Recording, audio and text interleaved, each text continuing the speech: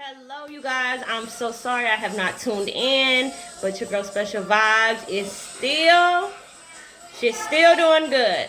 Okay, guys, I just wanted to upload a video making a few comments and just being informative about other aspects of breastfeeding and just postpartum in general. So let's get started on this beautiful day. All right, so if you don't know, I had a baby about a little over a month ago because her birthday is August 5th. So I had a home birth unassisted, which I had that video. So if you haven't already, don't forget to subscribe and click the like button. And if you want up-to-date notifications for whenever I upload a video, just make sure you click the bell. So like I said, I had an unassisted home birth. And a few things that I've been dealing with since having the baby is getting on a schedule, because I do have two younger kids. I have a 4-year-old and a 2-year-old. So it's kind of hard, with the baby getting up every 2 to 3 hours, sometimes every hour to eat, on top of I'm starting to homeschool my 4 and my 2-year-old. So I just wanted to, give y'all some insight on how my day pretty much goes. So in the morning, my husband, he goes to work at 9 o'clock. So he gets up at 7 o'clock. He wakes the two smaller kids up at 7 o'clock. So that way they'll take an early nap around 12 or 1 o'clock. So he'll get them up and make some oatmeal or something. So then I'll get up right before he gets ready to leave, sometimes 15, 20 minutes before he leaves, so we can eat breakfast together. And then I'm up with the two younger kids and the baby. Normally the baby will take a nap because she's a little over a month now. I've noticed that she's sleeping 1 more or 2 more extra hours at nighttime. But typically, I've been having, I won't say it's an issue with babies. They will eat like they're fishes. They don't know necessarily when to stop. Even when they're full, they'll continue to eat. So what I've noticed is my baby has been overeating to the point where she's excessively gassy or she's vomiting. So if you're noticing that your baby is throwing up a lot, don't automatically assume it's because maybe the milk that you're giving them from your breast is not compatible. Because 9 times out of 10, unless they're bottle fed with some type of artificial formula, if you're breastfeeding them and they're puking, it could just be that they're overeating. So what I had to do was I had to pump my milk into a bottle and monitor how much she can actually take, and I pay attention to her facial expressions. Babies get these faces, and you'll know your baby face when they're full. It's like they're sucking, but the milk is falling out of their mouth. You know that 9 times out of 10 that they're full because they're allowing milk to drip out of their mouth, unless the bottle nipple is too wide. But otherwise, if they're just sitting there like in a daze and not really sucking hard, like I'm hungry, they're probably 9 times out of 10 eating too much and overeating. So you may have these problems with your newborns. Don't be scared, because the first time it happened to me with my first kid, I took my baby to the emergency room because I'm thinking, oh my gosh, she keeps throwing up every time she eats. Maybe she has a GI problem. No, what you want to do first is make sure the bottle is not the nipple on the bottle, or if you're not breastfeeding the breast to mouth, you're feeding out of a bottle. Monitor how much they drink before they slow down their sucking. Usually, if you Google, they'll tell you how much typically an average baby will eat, but every baby is different. So if you're noticing that your baby is throwing up a lot, try to pump in a bottle and start off with what the recommended amount is for that baby's age. Otherwise, pay attention to the baby's body language.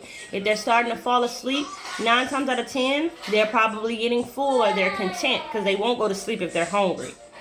Sometimes they'll go to sleep mid-meal. Let the baby sleep and then monitor what they eat when they wake back up. But normally what I do so that she doesn't fall asleep on the breast, because babies have a thing about falling asleep in the middle of their meal because they're just so comfortable. Like she'll be eating and she'll have the nipple in her mouth and she'll just fall asleep. What I do is I try to take off her socks and her hat so she's not too warm. If you make them too comfortable, they'll fall asleep in the middle of their meal. Now you're laying them down and trying to take a nap and they get right back up for the rest of their meal. You don't want that to happen. You want to be able to sleep your 2 to 3 hours or whatever rate that your baby sleeps. So you want her to be fully fed, burped, and changed. He or she. So what I do is I try to take off her socks and her hat when I'm feeding her so she's not so warm as to make her go to sleep. Then if I notice her falling asleep while I'm breastfeeding, I'll do this like I'm taking it out, and she normally will start sucking. You see? Because when you do this, they feel like you're taking it out and they'll wake up. So you don't want your baby to keep falling asleep on the breast. Try to, don't pull it all the way out, but like move your nipple to make them start sucking as to wake them up. Or you can even touch their feet because their feet is very sensitive.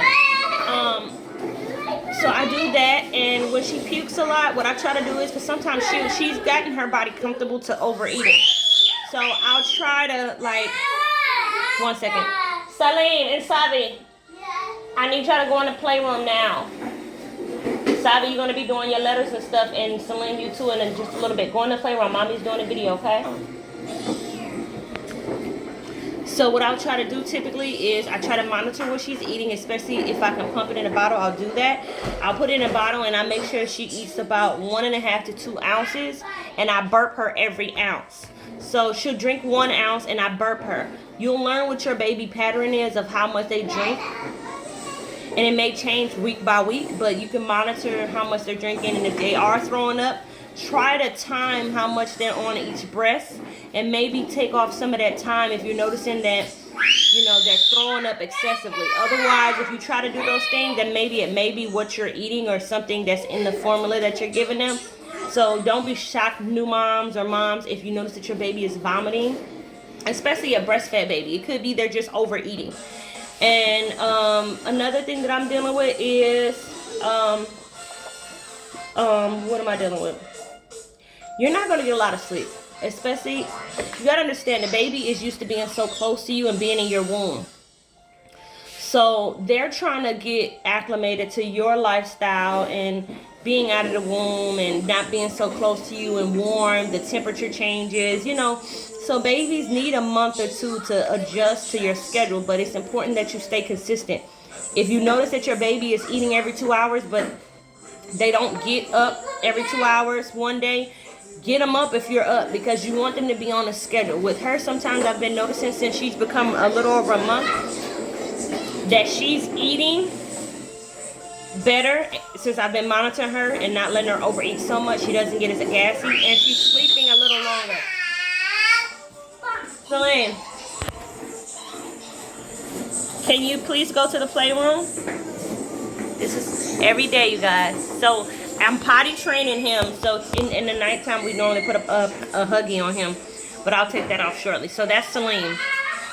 So like I said, I'm dealing with a lot right now, but it's important, moms, that y'all realize that you're going to have your days that you are fed up. You're going to have your days when you're like, you know what? I tell my husband, come get these kids. I'm about to get in the car and I'm driving off. Just learn to have little timeouts for yourself, especially that's why nap time. You have to have a nap time, okay? Let me tell you, their nap time is an everyday thing, especially for smaller. I don't care if they're 7, 8, 9, 10.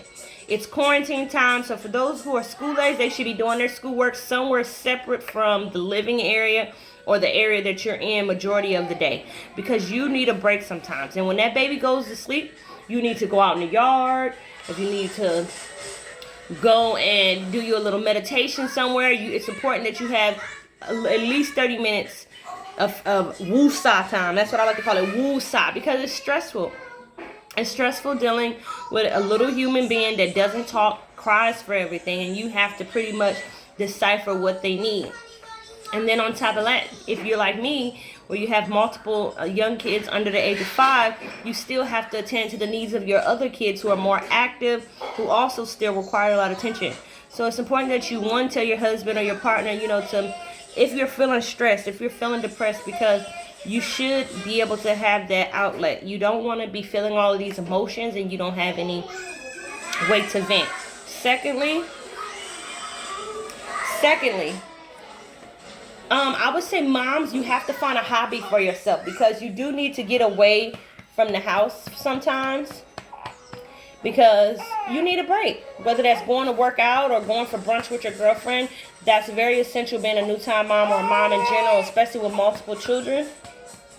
You need a break sometimes. So that's another thing I want to suggest to you guys. Another thing, your breasts, when you're breastfeeding, they're unpredictable.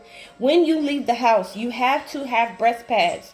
That's why I recommended in a previous video going on Amazon and getting some reusable 100% cotton breast pads. That way you're saving money. You don't have to keep buying the disposable ones, and you can wash them. Always keep breast pads or some type of cloth. If you want to do something else, you can always bring your own cloths. But I have to bring pads with me. I always keep an extra set of pads in the baby's diaper bag.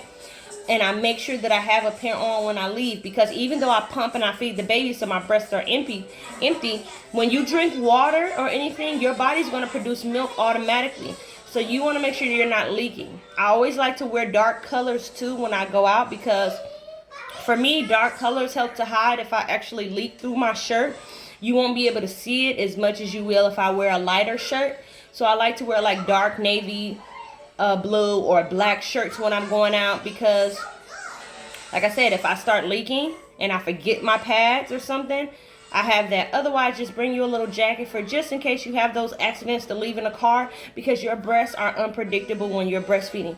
You'll be thinking, oh, okay, I just pumped, and then not even 30-45 minutes later, your breast refill and you're leaking out, and you're in a meeting or somewhere else getting brunch with your girls, whatever the case may be.